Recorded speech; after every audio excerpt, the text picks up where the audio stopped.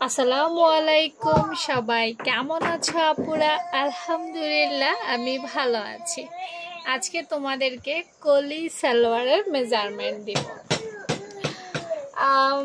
কলি সালোয়ারের মেজারমেন্ট আসলে দেখতে পাচ্ছ এখানে তেমন কিছুই দেই নাই।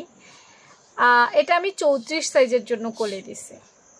অনেকেই মনে করে কলি শুধু মোটাদের দিতে হবে, চিকনদের কলি দেওয়া যাবে না।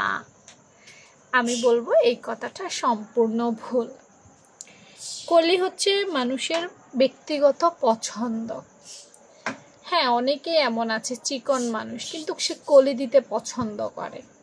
আবার অনেকেই আছে আমার আপুরা হেলদি আপু, তাদের তো কলি দিতেই হবে। তবে আবার কাপড়ের পানা যদি খুব বেশি থাকে সেক্ষেত্রে কিন্তু কলি দিতে হয় না, কলি দিতেই হবে এমন কোনো নিয়ম কানুনই নাই। আচ্ছা, আমি একটু বলে দেই, আমি এখানে 6 ইঞ্চি লিখছি, মানে এই যে 6 ইঞ্চি লিখছি এইটাও আসলে কোনো কিছুর মধ্যে পড়ে না। কারণ কলি ছোট চাইলেও দিতে পারবা, কলি বড় চাইলেও দিতে পারবা। কলির জন্য একদম নির্দিষ্টতা বলতে কিছু নেই যে আমাকে বড়ই দিতে হবে, আমাকে ছোটই দিতে হবে। কলি মূলত কাপড়ের পানার উপরে ডিপেন্ড করে দিতে হয়।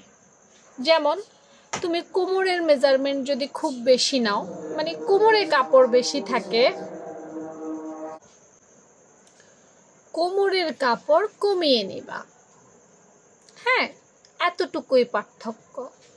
কিন্তু তুমি যদি 34 সাইজ, সে তো চিকন মানুষ, দেখলে মানে বোঝাই যাচ্ছে সাইজ বুঝে, তাই না? সেখানে যদি তুমি কোমরের কাপড় না কমিয়ে আবার এটার মধ্যে কলি দাও তাহলে কিন্তু অনেক ঝামেলা আছে। হ্যাঁ, অর্থাৎ কিছু জিনিস একটু মাথায় রেখে করতে পারলে আর কোনো ঝামেলা থাকবে না। তুমি কি করবে আমি আবারও একটু বুঝিয়ে দেই। যারা চিকন মানুষ আছে, শুকনা মানুষের জন্য কলি দিবা, তারা কোমরের কাপড়টা কমিয়ে নিও।